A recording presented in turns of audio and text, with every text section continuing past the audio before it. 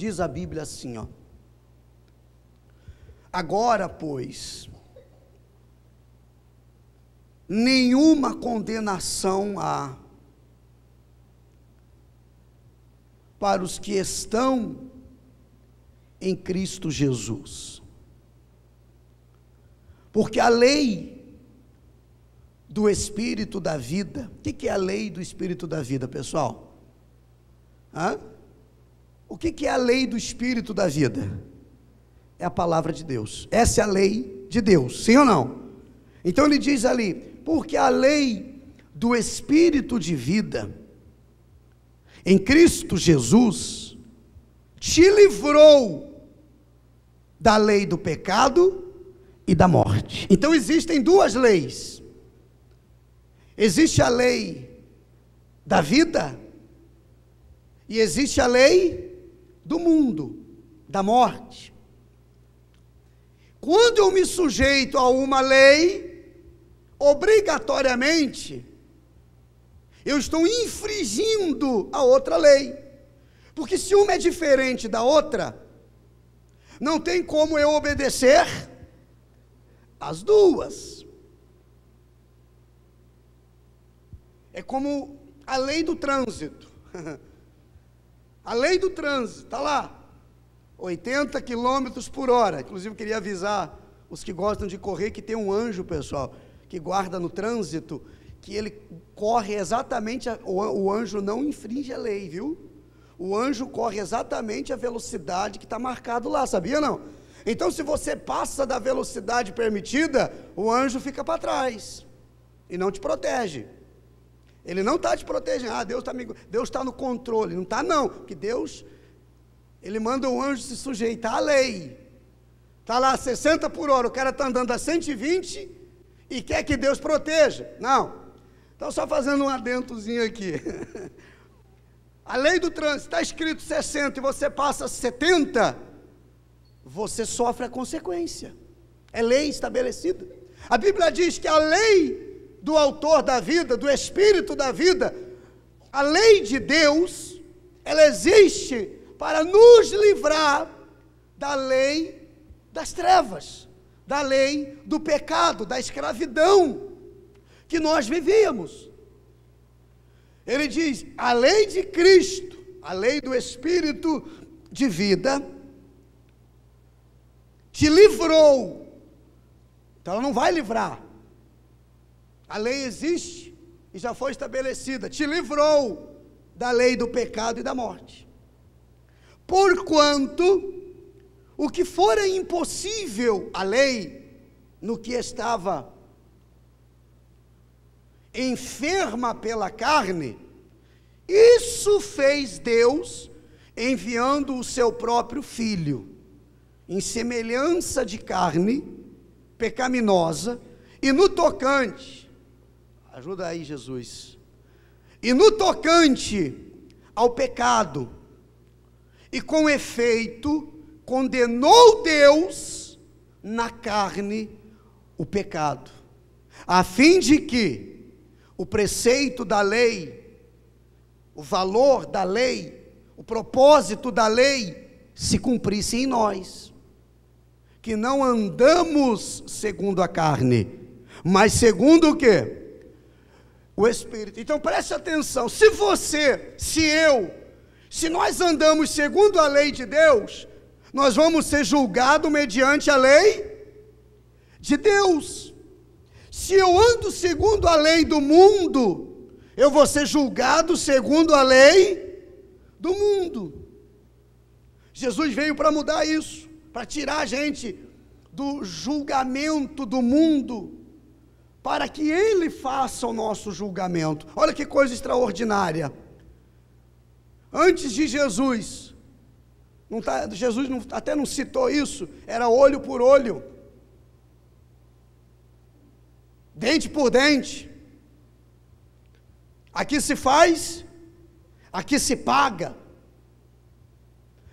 Nós éramos ou seríamos julgados segundo a lei desse mundo.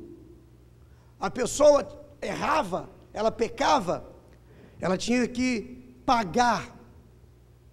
Ela tinha que pagar, ela tinha que desembolsar um valor, um cordeiro sem defeito, um novilho, para poder ter o perdão, a expiação do pecado. Quem está entendendo? Hoje nós temos o sangue de Cristo.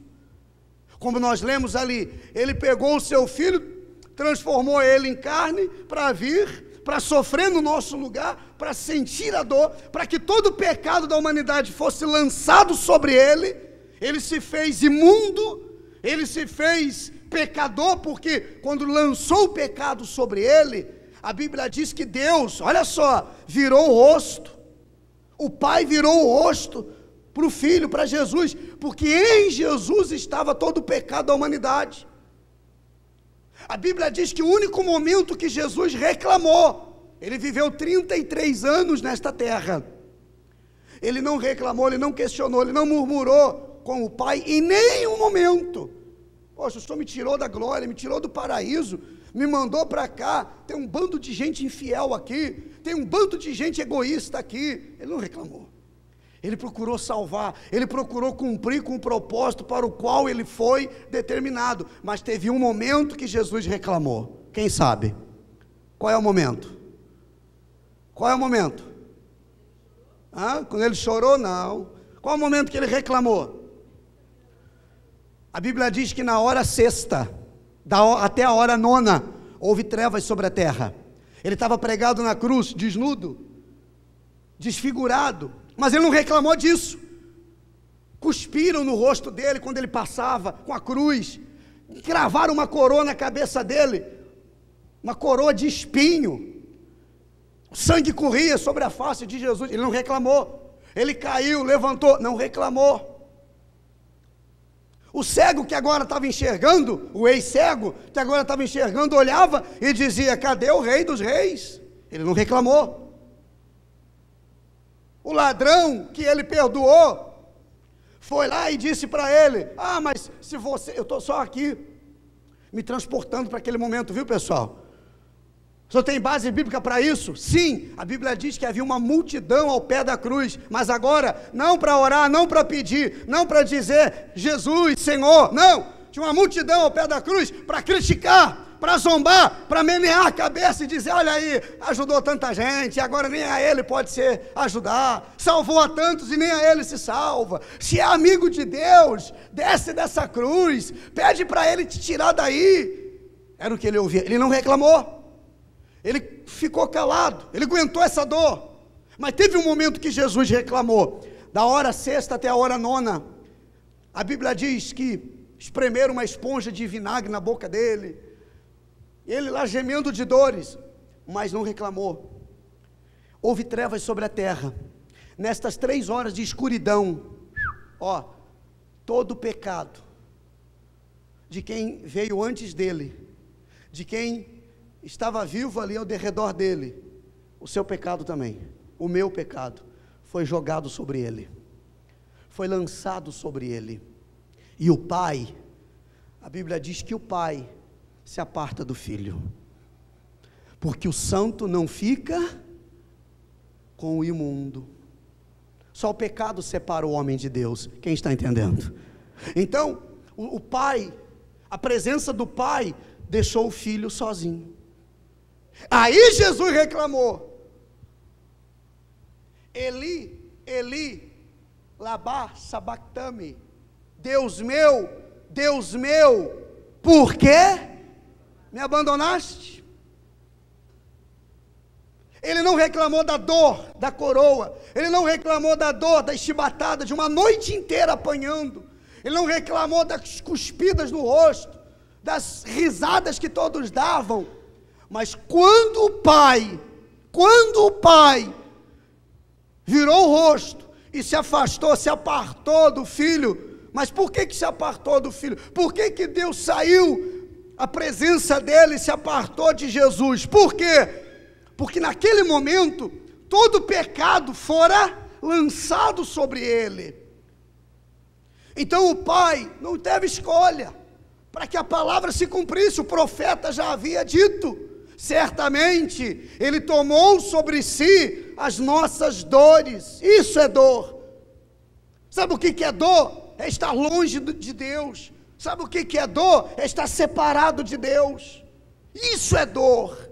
A dor que não aparece no exame, a dor que não sai no raio-x, aquele buraco maior do que a pessoa dentro dela, aquele vazio que nada preenche, que traz solidão, que traz amargura, que traz tristeza. Porque se a pessoa tem a presença de Deus, ela fica firme em todos os momentos da vida dela, porque crê que Deus vai honrá-la, que Deus vai abençoá-la. Mas quando ela se sente abandonada, nem Jesus aguentou, nem Jesus suportou. Por isso ele disse: ó Deus meu, por que me abandonaste? E realmente, quando a presença de Deus sai, as trevas se aproveitam. Aliás, olha aqui para mim, ó, as trevas já estão ali. A presença de Deus chega, dissipa. A presença de, é como o quarto escuro. A escuridão está ali. Você acende a luz. Se você quer que a escuridão volte, é só fazer o quê? Tirar a luz. Assim é a nossa vida. Ah, mas eu nem fui fazer coisa errada, mas eu nem fui procurar coisa errada, mas eu nem fui não sei o quê. Não importa, apagou a luz, as trevas dominam. Presença de Deus sai, as trevas dominam. É automático, é na hora, é instantâneo, é na hora, é no exato momento que a presença de Deus sai, as trevas chegam, já estão ali, só aparece. Então ele está dizendo que ele colocou o seu filho aqui para nos livrar da lei desse mundo, para não sermos julgados como esse mundo vai ser julgado, para que nós não venhamos estar diante de Deus e sermos julgados conforme a lei desse mundo, a lei da carne. O que é carne? Quando a Bíblia fala de carne, fala de vontade, fala de desejo, fala de egoísmo, fala de orgulho. Amém, pessoal? Vamos continuar aqui, para terminar. Verso 5. Porque os que se inclinam para a carne, cogitam das coisas da carne, mas os que se inclinam para o Espírito, cogitam para as coisas do Espírito. Porque o pendor da carne dá para a morte, a vontade da carne dá para a morte, mas o Espírito dá o quê? Dá vida e paz. Diga glória a Deus.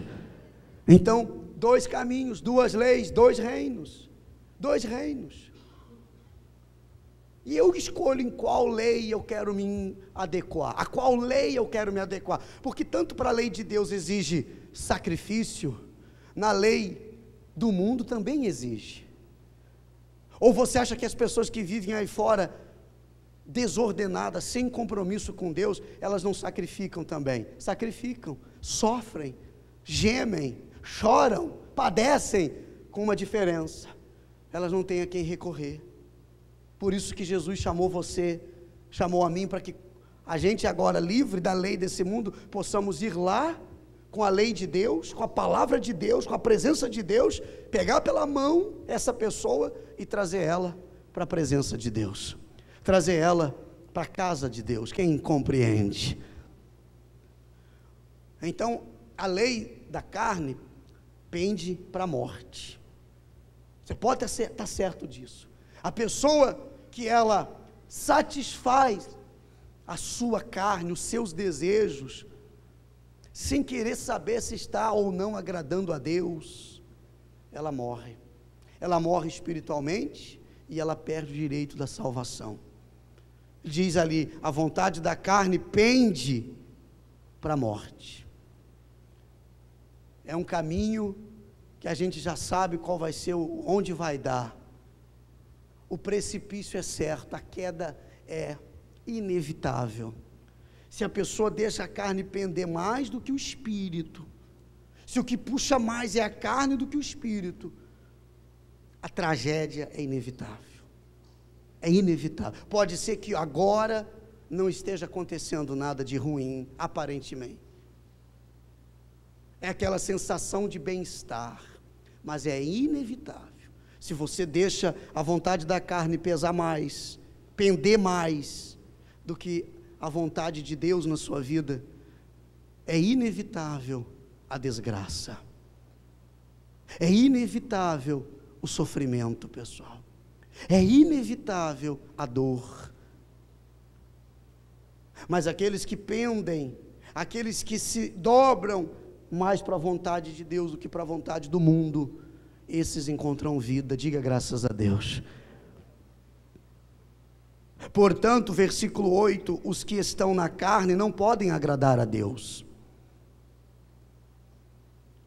Vós, porém, não estáis na carne, mas no Espírito, falando com aqueles que verdadeiramente nasceram de novo.